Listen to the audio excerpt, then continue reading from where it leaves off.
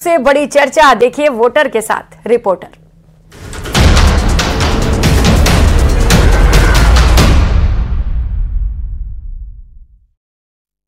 नमस्कार, स्वागत है आप सभी का हमारी खास पेशकश वोटर के साथ रिपोर्टर में। आज बात करेंगे जयपुर शहर लोकसभा क्षेत्र की, जहां के वोटर, जहां का युवा वोटर क्या सोचता है राजधानी जयपुर के विकास को लेकर के, जयपुर शहर के विकास को लेकर के। जो सांसद रहे, मौजूदा सांसद रामचरण बोहरा, 2 बार से उन्हें सांसद बना दिया यहाँ की जनता ने ऐतिहासिक मतों के साथ। उन्होंने कितना यहाँ पर कामकाज किया, कितनी बार वो शहर में नजर आए, इन युवाओं ने उन्हें कितनी बार देखा सड़क पर आते हुए, जाते हुए, बातचीत करते हुए। तमाम मसलों को लेकर के हमारे साथ में यूथ मौजूद है। हम लोग इस वक्त मौजूद हैं राजस्थान का सबसे बड़ा कैंपस राजस्थान यूनिवर्सिटी में। तो इन युवाओं को देखिए, इन युवाओं की तस्वीर आपको दिखाने की कोशिश करेंगे। इन युवाओं की झलक से आपको नजर आ रही होगी राजस्थान के भविष्य की झलक।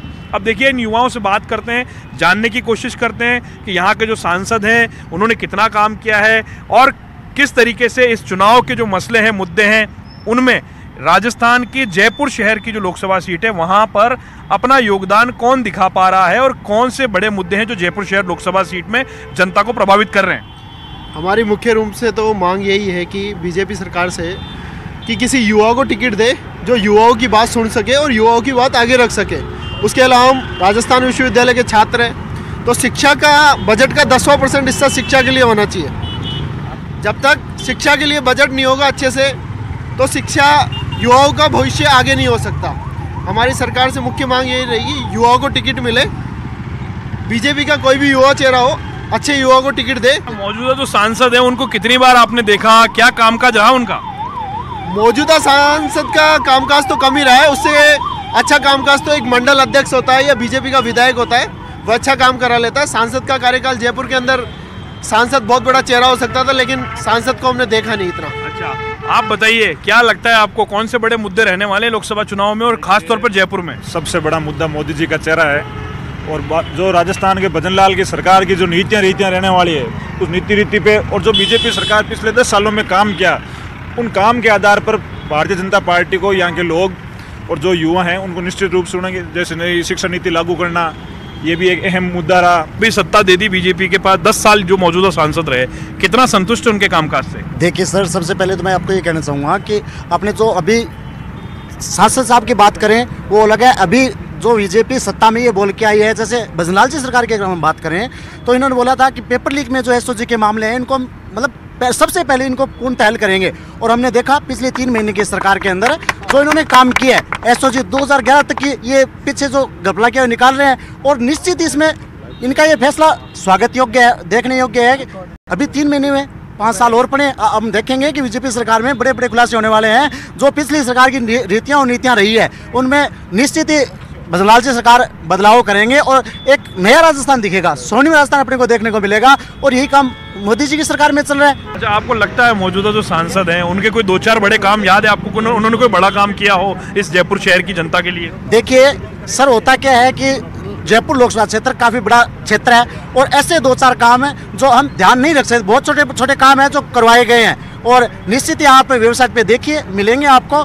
मोदी जी की सरकार में रामचरण जी बोहरा ही क्या, पूरे राजस्थान की जो सांसद है 25 के 25 सांसदों ने इतना अच्छा काम करवाया है कि हम देखेंगे तो हमें दूर से 25 के 25 सांसदों में जयपुर शहर के सांसद का कामकाज कैसा है?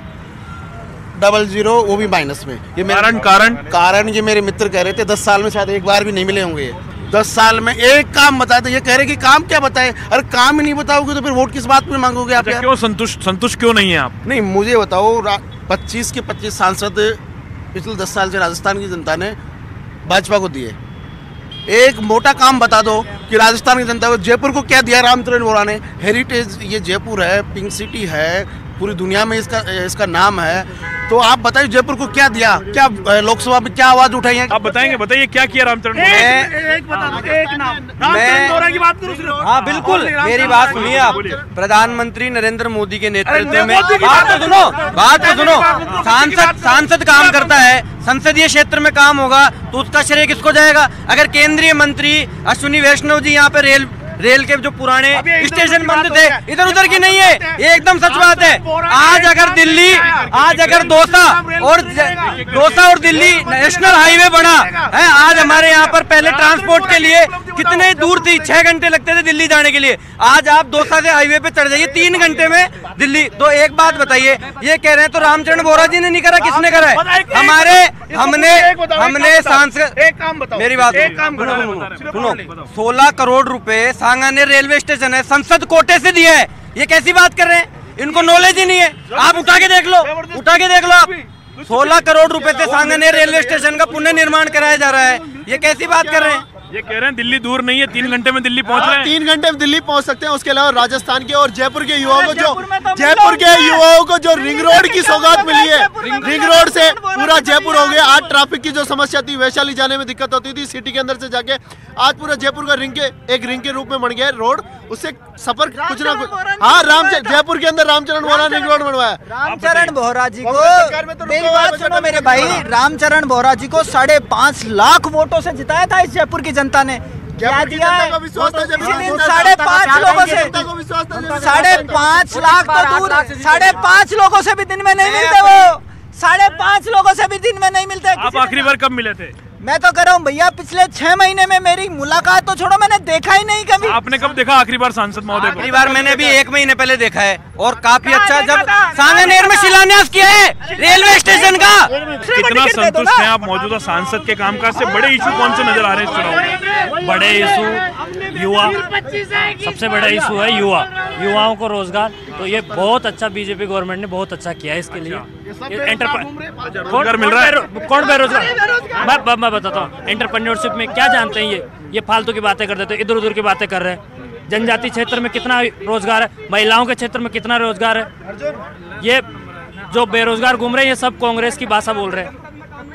बहुत को लगता है कि इस चुनाव के अंदर जो युवा है वो उसका झुकाव किस तरफ रहने वाला है? क्या कहता है इस बार युवा पहले चुनाव से पहले ही घोषणा कर चुका है कि बीजेपी पूर्ण बहुमत से 400 पार आएगी। जी, अभी लेकिन आपको ऐसा लगता है कि मुद्दे कौन से होंगे इस चुनाव में? क्या राम मंदिर भी इशू है इस चुनाव में? बिल्कुल सर, राम मंदिर आज का इशू नहीं है, बड़ी सदियों से चला रहा मुद्दा है। मोदी जी ने 1 मिनट में निपटा दिया। जो बोलते थे कि खून खराब हो जाएगा, अपनी योगी जी जो में बैठे, आप लागू कीजिए। अभी भैया ने कुछ देर पहले ये बोला कि बात तहसीलों की चल रही थी। तहसील में बोलता हूँ, मैं बीकानेर संभाग से आता हूँ। 1 मिनट भैया, मैं बीकानेर संभाग से आता हूँ।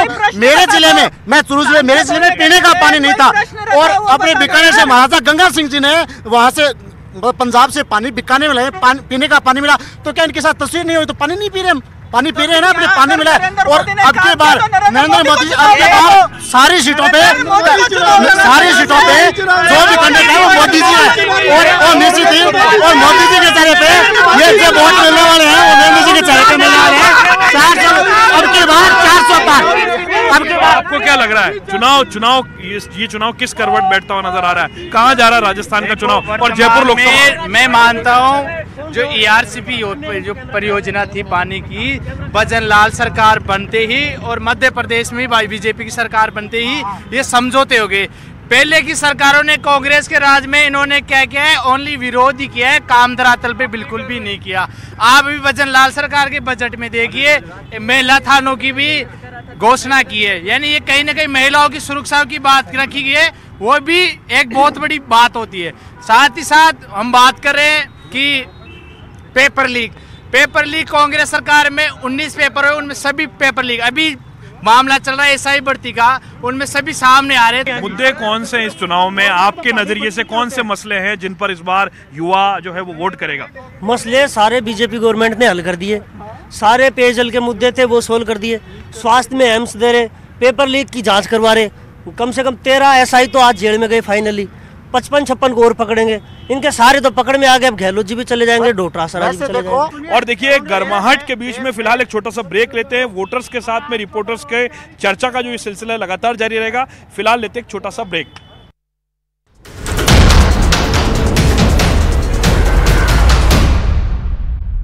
वोटर के साथ रिपोर्टर में।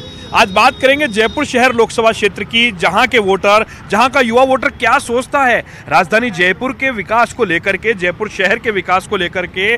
जो सांसद रहे, मौजूदा सांसद रामचरण बोहरा, 2 बार से उन्हें सांसद बना दिया यहाँ की जनता ने ऐतिहासिक मतों के साथ। उन्होंने कितना यहाँ पर कामकाज किया, कितनी बार वो शहर में नजर आए, इन युवाओं ने उन्हें कितनी बार देखा सड़क पर आते हुए, जाते हुए, बातचीत करते हुए।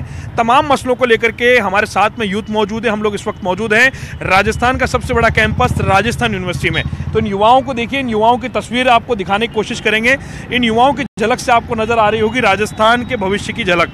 अब देखिए, इन युवाओं से बात करते हैं, जानने की कोशिश करते हैं कि यहाँ के जो सांसद हैं उन्होंने कितना काम किया है और किस तरीके से इस चुनाव के जो मसले हैं, मुद्दे हैं, उनमें राजस्थान की जयपुर शहर की जो लोकसभा सीट है वहां पर अपना योगदान कौन दिखा पा रहा है और कौन से बड़े मुद्दे हैं जो जयपुर शहर लोकसभा सीट में जनता को प्रभावित कर रहे हैं।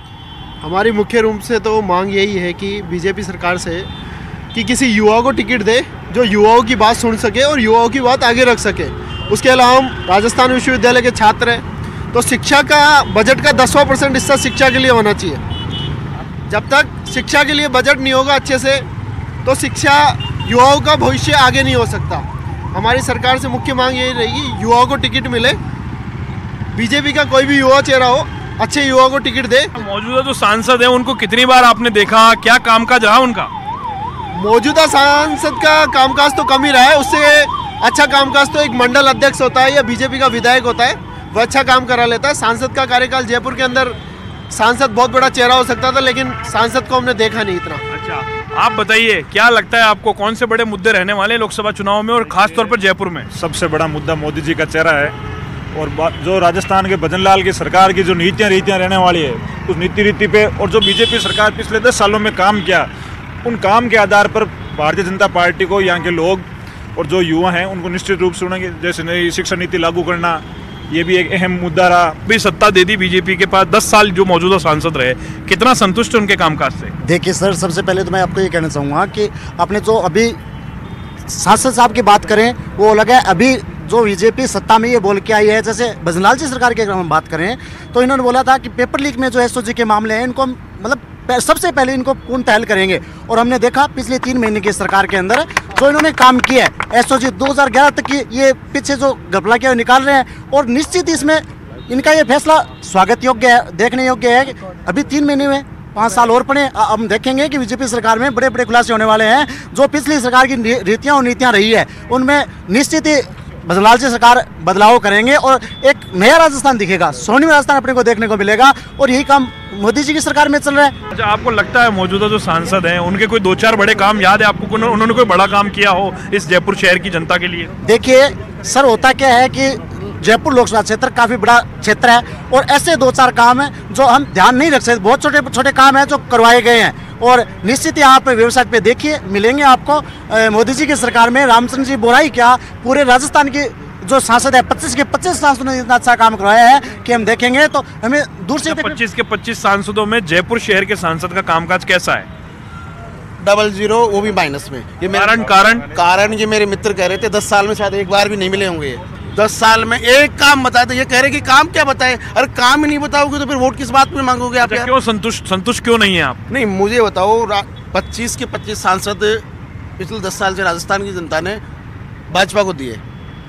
एक मोटा काम बता दो कि राजस्थान की जनता को, जयपुर को क्या दिया रामचरण बोहरा ने? हेरिटेज ये जयपुर है, पिंक सिटी है, पूरी दुनिया में इसका नाम है। तो आप बताइए जयपुर को क्या दिया, क्या लोकसभा में क्या आवाज उठाई है? आप बताइए क्या किया रामचरण? एक नाम रामचरण बोहरा की बात करूं। हाँ बिल्कुल, मेरी बात सुनिए आप। प्रधानमंत्री नरेंद्र मोदी के नेतृत्व में, बात तो सुनो, सांसद काम करता है, संसदीय क्षेत्र में काम होगा तो उसका श्रेय किसको जाएगा? अगर केंद्रीय मंत्री अश्विनी वैष्णव जी यहाँ पे रेल के जो पुराने स्टेशन बंद थे, इधर उधर की नहीं है, ये एकदम सच बात है।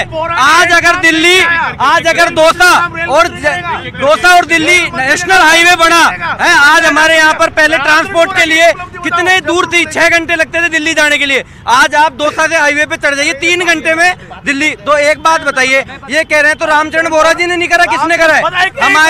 हमने सांसद, मेरी बात सुनो, 16 करोड़ रुपए सांगानेर रेलवे स्टेशन है, संसद कोटे से दिया है। ये कैसी बात कर रहे हैं? इनको नॉलेज ही नहीं है। आप उठा के देख लो, उठा के देख लो आप। 16 करोड़ रुपए से सांगनेर रेलवे स्टेशन का पुनर्निर्माण कराया जा रहा है। ये कैसी बात कर रहे हैं? ये कह रहे हैं दिल्ली दूर नहीं है, 3 घंटे में दिल्ली पहुंच रहे हैं। 3 घंटे में दिल्ली पहुंच सकते हैं। उसके अलावा राजस्थान के और जयपुर के युवाओं को जो रिंग रोड की सौगात मिली है, रिंग रोड से पूरा जयपुर हो गया। आज ट्रैफिक की जो समस्या थी, वैशाली जाने में दिक्कत होती थी सिटी के अंदर से जाके, आज पूरा जयपुर का एक रिंग के रूप में बन गया रोड। उससे सफर कुछ ना कुछ, हाँ, जयपुर के अंदर रामचरण बोहरा रिंग रोड बनवाया। रामचरण बोहरा जी को, मेरी बात सुनो मेरे भाई, रामचरण बोहरा जी को 5.5 लाख वोटों से जिताया था इस जयपुर की जनता ने। क्या दिया है? 5.5 लोगों से, 5.5 लाख तो दूर, 5.5 लोगों से भी दिन में नहीं मिलते वो, 5.5 लोगों से भी दिन में नहीं मिलते। आप आखिरी बार कब मिले थे? मैं तो कह रहा हूँ भैया, पिछले 6 महीने में मेरी मुलाकात तो छोड़ो, मैंने देखा ही नहीं कभी। आपने कब देखा आखिरी बार सांसद महोदय को? आखिरी बार मैंने भी 1 महीने पहले देखा है, और काफी अच्छा, जब सांगनेर में शिलान्यास किया है रेलवे स्टेशन का। कितना संतुष्ट हैं आप मौजूदा सांसद के कामकाज से? बड़े इशू कौन से नजर आ रहे हैं इस चुनाव में? बड़े इशू युवा, सबसे बड़ा इशू है युवाओं को रोजगार। तो ये बहुत अच्छा बीजेपी गवर्नमेंट ने बहुत अच्छा किया है इसके लिए। रोजगार मिल रहा है? कौन बेरोजगार? मैं बताता हूँ, एंटरप्रेन्योरशिप में क्या जानते हैं ये फालतू की बातें कर देते हैं, इधर उधर की बातें कर रहे हैं। जनजाति क्षेत्र में कितना रोजगार है, महिलाओं के क्षेत्र में कितना रोजगार है। ये जो बेरोजगार घूम रहे हैं, ये सब कांग्रेस की भाषा बोल रहे हैं। बहुत को लगता है कि इस चुनाव के अंदर जो युवा है वो उसका झुकाव किस तरफ रहने वाला है? क्या कहता है इस बार युवा? पहले चुनाव से पहले ही घोषणा कर चुका है कि बीजेपी पूर्ण बहुमत से 400 पार आएगी। जी, अभी लेकिन आपको ऐसा लगता है कि मुद्दे कौन से होंगे इस चुनाव में? क्या राम मंदिर भी इशू है इस चुनाव में? बिल्कुल सर, राम मंदिर आज का इशू नहीं है, बड़ी सदियों से चला रहा मुद्दा है। मोदी जी ने 1 मिनट में निपटा दिया। जो बोलते थे कि खून खराब हो जाएगा, अपनी योगी जी जो यूपी में बैठे, आप लागू कीजिए। हम अभी भैया ने कुछ देर पहले ये बोला कि बात तहसीलों की चल रही थी। तहसीलों में बोलता हूँ, मैं बीकानेर संभाग से आता हूँ। 1 मिनट भैया, मैं बीकानेर संभाग से आता हूँ। मेरे जिले में, मेरे जिले में पीने का पानी नहीं था, और अपने बीकानेर से महाराजा गंगा सिंह जी ने वहां से पंजाब से पानी बीकानेर में पीने का पानी मिला। तो क्या इनके साथ तस्वीर नहीं हुई? तो पानी नहीं पी रहे हम, पानी पी रहे हैं ना, अपने पानी मिला है। और अब की बार नरेंद्र मोदी जी, अब की बार सारी सीटों पे जो भी कैंडिडेट है वो मोदी जी है, और निश्चित ही, और मोदी जी के चेहरे पे ये जो वोट मिलने वाले हैं वो मोदी जी के चेहरे पे मिलने वाले हैं। 400, अब की बार 400 पार। आपको क्या लग रहा है ये चुनाव किस करवट बैठता हुआ नजर आ रहा है? कहाँ जा रहा है राजस्थान का चुनाव और जयपुर लोकसभा? मैं मानता हूँ जो ERCP जो परियोजना थी पानी की, भजन लाल सरकार बनते ही और मध्य प्रदेश में बीजेपी की सरकार बनते ही ये समझौते हो गए। पहले की सरकारों ने कांग्रेस के राज में इन्होंने क्या किया है? ओनली विरोध ही किया है, काम धरातल पे बिल्कुल भी नहीं किया। आप भी भजन लाल सरकार के बजट में देखिए, महिला थानों की भी घोषणा की है, यानी ये कहीं ना कहीं महिलाओं की सुरक्षा की बात रखी गई है, वो भी एक बहुत बड़ी बात होती है। साथ ही साथ हम बात कर रहे हैं कि पेपर लीक कांग्रेस सरकार में 19 पेपर है, उनमें सभी पेपर लीक, अभी मामला चल रहा है SI भर्ती का, उनमें सभी सामने आ रहे हैं। मुद्दे कौन से इस चुनाव में आपके नजरिए से, कौन से मसले हैं जिन पर इस बार युवा जो है वो वोट करेगा? मसले सारे बीजेपी गवर्नमेंट ने हल कर दिए। सारे पेयजल के मुद्दे थे वो सोल्व कर दिए। स्वास्थ्य में एम्स दे रहे, पेपर लीक की जांच करवा रहे। कम से कम 13 SI तो आज जेल में गए फाइनली। 55-56 को और पकड़ेंगे। इनके सारे तो पकड़ में आ गए, अब गहलोत जी भी चले जाएंगे, डोटरा सराय भी चले जाएंगे। और देखिए, गर्माहट के बीच में फिलहाल एक छोटा सा ब्रेक लेते हैं। वोटर्स के साथ में रिपोर्टर्स के चर्चा का जो ये सिलसिला लगातार जारी रहेगा। फिलहाल लेते एक छोटा सा ब्रेक।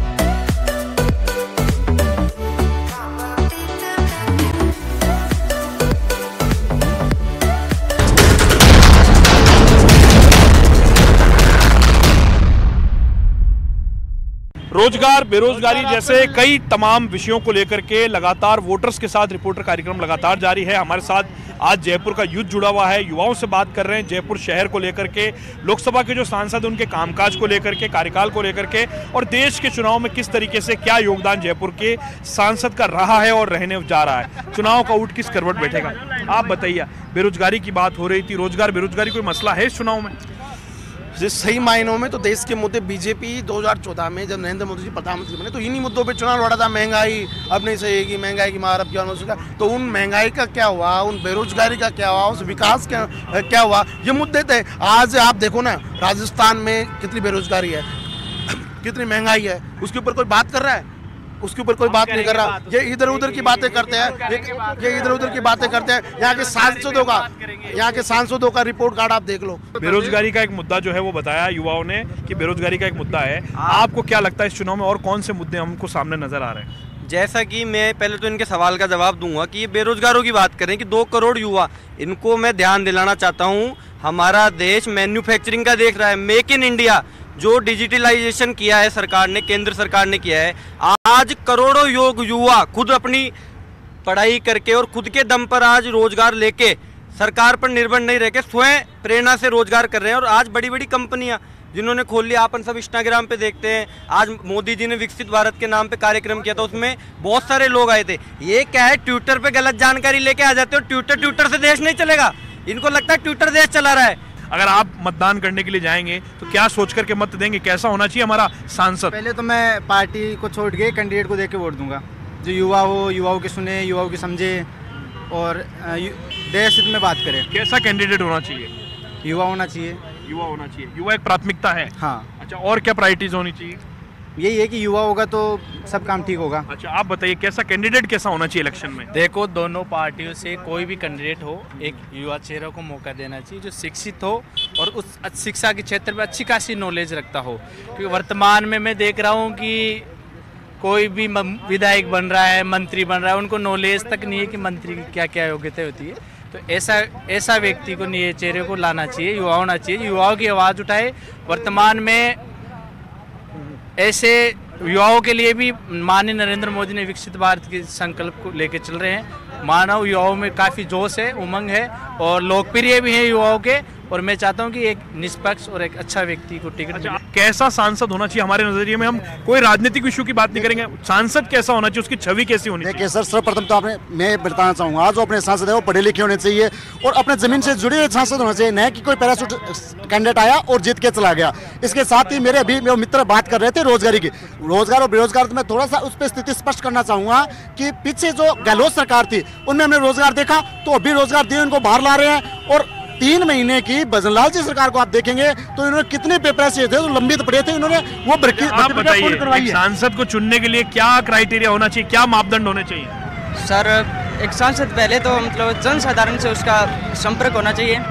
वो जीतने के बाद भी मतलब उससे आए, जनसाधारण के मुद्दे पूछे, उनकी समस्याएं पूछे और मतलब एजुकेशन सिस्टम है उसको ज़्यादा से ज़्यादा डेवलप करें। एक सांसद को चुनने के लिए क्या क्राइटेरिया होना चाहिए, क्या सोचे आदमी? जब मतदान केंद्र पर जाए तो क्या विचार करना चाहिए हम लोगों को? मतदान केंद्र पर जाए तो उससे पहले सबसे पहला तो रोज ये शिक्षित होना चाहिए, कोई भी हो, युवा होना चाहिए जो सभी को, और बरोबर की भागीदारी होनी चाहिए। 50% देश में महिला है।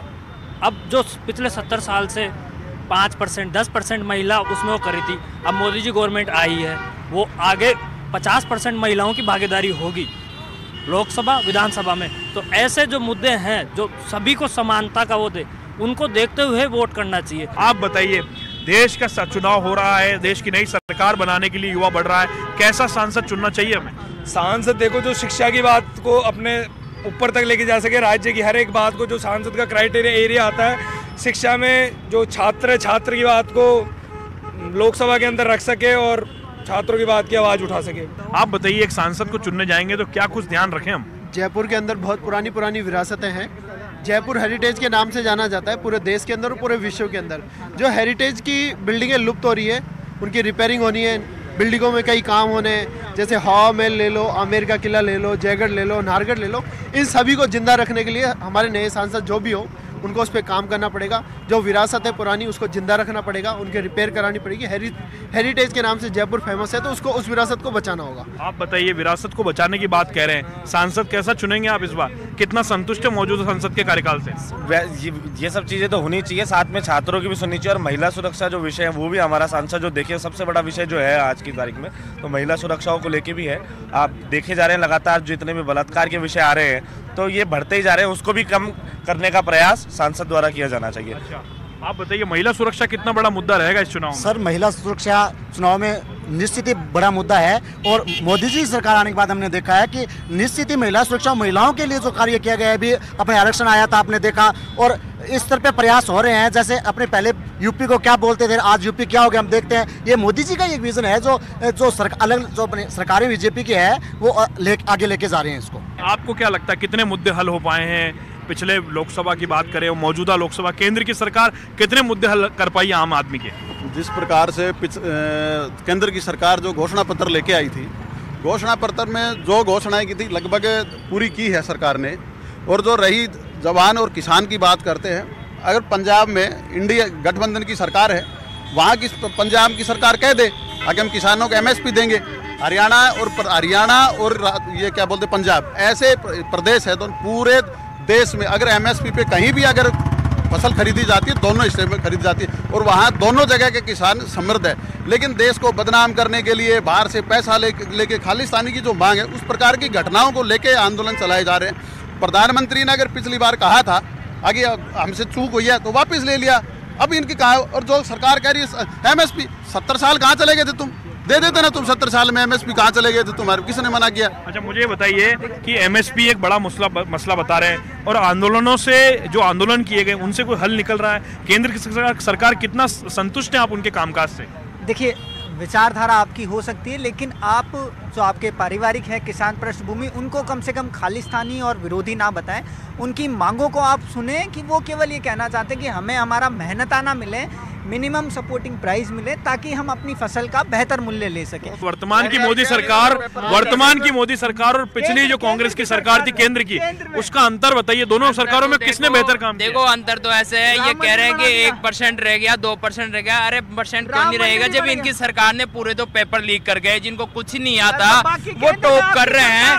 तो ऐसा कोई नहीं है, इन्होंने पूरा किया है। राजस्थान, दिल्ली में देश की सरकार की बात करें, देश की सरकारों ने क्या तो बहुत कुछ कर दिया। इन्होंने क्या किया? कांग्रेस ने कुछ नहीं है। महिलाओं पर अत्याचार हो रहा है, वो पीड़िता रोड पर घूम रही है। 5000। आप बताइए, एक सांसद को चुनने के लिए किन बातों का ध्यान रखें? देखिए, लोकसभा का जो चुनाव होता है वो पार्टी बेस होता है, जो पार्टी का चुनावी घोषणा पत्र होता है उसमें ये है कि भाई टिकट कार्यकर्ता को दे, और तो संगठन से जो काम करते हुए। आप बताइए क्या विजन होना चाहिए सांसद का? विजन, आप सांसद की बात आप ये देखिए, ये कांग्रेस की सरकार ये बातें कर रहे हैं। पिछले आप सेंट्रल की बात कीजिए, आप प्रदेश की बात कीजिए। पिछले 5 साल यहाँ पर कांग्रेस झूठे वादे करके सत्ता में आई। यहाँ पर शिक्षाओं के नाम पर पेपरों की लूट मचा दी गई, उसके बाद महिलाओं के ऊपर अत्याचार हुए, इतने अत्याचार जिस पर सरकार ने कोई कार्रवाई नहीं करी। और आप देखिए पेपर जो लीक हुए, उस पेपर पर अब भजनलाल सरकार ने जो कार्रवाई की है, आप देख लीजिए। आप बताइए, मसले खूब है इस चुनाव में, सांसद चुनने जाएंगे, क्या ध्यान रखेंगे, कैसे तुलना करेंगे कामकाज की? देखो, जैसे अपन बात करें महिला सुरक्षा की, भू माफिया जो है इनकी संख्या कम होनी चाहिए। बीजेपी कांग्रेस एक मुद्दा है, पर आप बीजेपी की अगर सीटें देखें तो उसी से ही आप अनुमान लगा सकते हैं कि कौन कार्य ज्यादा करता है और कौन कार्य कम करता है। अगर हम बात करें कि 500 सीटों में से 400 सीटें बीजेपी ला रही है, 500 कुछ सीटों में से 400 सीटें बीजेपी ला रही है, तो आप काम को ये देखेंगे कि कितना बड़ा है। क्या बदलाव देखा 10 सालों में? क्या देखा आपने समय? एक ऐसा बदलाव तो मैं आपको बताऊं, हजारों बदलाव ऐसे किए हैं इस देश में जो बढ़े हैं, और इतने ज्यादा अच्छी तरीके से किए गए हैं। एक नीचे स्तर के लोगों को ऊपर बढ़ाने का काम है। पहले केवल 20% उन्हीं लोगों के पास पैसा रहता था जो इस देश में थे, और बाकी 80% जीरो ही रहते थे। पर आज उन लोगों को भी बढ़ावा मिला है जो नीचे जमीन स्तर से जुड़े हैं। 10 बड़े बदलाव बताइए, 10 बड़े बदलाव। आज हमारे आप मुख्यमंत्री जी को देखिए, एक आम व्यक्ति को इतना ऊपर पोस्ट बैठाना। केंद्र की सरकार के 10 बड़े बदलाव, तो केंद्र की सरकार द्वारा ही तो ये मुख्यमंत्री चुना गया है, ऊपर जो संगठन है उसी द्वारा चुना गया है। और अगर हम बड़े बदलाव की बात करें तो इतने भू माफियों की संख्या थी वो कम की गई है। अगर हम किसी भक्ति की बात करें तो वो भी बढ़ी गई है। अगर हम छोटी छोटी चीजों को देखें तो वो भी बहुत बड़े मायनों में बदलाव किए गए हैं। आप बताइए क्या बड़ा बदलाव देखा आपने 10 सालों में? 10 सालों में मोदी जी को आने के बाद में बहुत ज़्यादा बदलाव हुआ है। सबसे पहले बदलाव मैं बताना चाह रहा हूँ कि सबसे पहले इन्होंने 370 जो धारा थी वो हटाई, सबसे पहले फर्स्ट ऑफ ऑल CAA लागू किया, और भी कई सारे ऐसे बदलाव जो मोदी जी ने लागू किया है, और देश को विदेशों में भी जानने लगे हैं, एक पावरफुल देश बन गया हिंदुस्तान। अच्छा, तो आपको क्या लगता है अंतर जिस हिसाब से नजर आ रहा है, कैसी सरकार बनती दिख रही है सामने? देखिए, जो बदलाव है, राष्ट्रीय सुरक्षा, आंतरिक सुरक्षा, नक्सलवाद पे चोट, देश की एकता अखंडता 370 हटा के महिला सशक्तिकरण का जो काम किया है, गरीबों को अनाज दिया जा रहा है, सामाजिक सुरक्षा, जिस प्रकार से आप देखेंगे देश में एक सकारात्मक माहौल है। जो नकारात्मक माहौल, तो नकारात्मक ऊर्जा देश में समाप्त हो गई है। देश में भव्य राम मंदिर का निर्माण हुआ है और राम राज्य की सरकार है। कैसी सरकार बनती दिख रही है लोकसभा चुनाव में? एक राष्ट्रीय हित की सरकार बनती दिख रही है। आप देख लीजिए, जो पिछले 10 साल से सरकार थी वही रिपीट होती हुई दिख रही है, और जितनी पहले सीटें थी उससे कुछ ज़्यादा सीटें आती हुई लोगों को, जनता को नजर आ रही है। देखिए, नपीतुली राय है, इनकी अपने अपने विचार हैं, लेकिन हम ये कह सकते हैं कि जो जयपुर शहर लोकसभा सीट का जो युवा है वो पूरी तरीके से जो लोकसभा चुनाव का जो समर है उसमें मतदान करने के लिए पूरी तरीके से तैयार है। सांसद के कामकाज को लेकर के जरूर सवाल थोड़े खड़े हो रहे हैं, लेकिन केंद्र में मोदी एक चेहरा है और राम मंदिर एक बड़ा मुद्दा है। इन तमाम मसलों के साथ में रोजगार, महंगाई के साथ साथ में कई और मसले भी हैं जिन मुद्दों पर जो है वो बात की जानी चाहिए। ऐसी राय जो है, आम राय जो है वो इन युवाओं के बीच में सामने आई है। एजुकेशन को लेकर के एक बड़ा बजट जो है वो केंद्र की सरकारों को देना चाहिए, और इन तमाम मंशाओं के साथ में जो युवा है, जो यूथ है, वो चुनाव के लिए पूरी तरीके से तैयार है। लोकसभा चुनाव का बिगुल बज चुका है। चुनावी समर में ये ऊँट किस करवट बैठेगा, इसका सभी को इंतजार होगा। आज के इस खास कार्यक्रम वोटर्स के साथ रिपोर्टर में फिलहाल इतना ही। फिर मिलेंगे किसी और नए कार्यक्रम में, किसी और नए लोगों के साथ में। आज लेते हैं इजाजत, नमस्कार।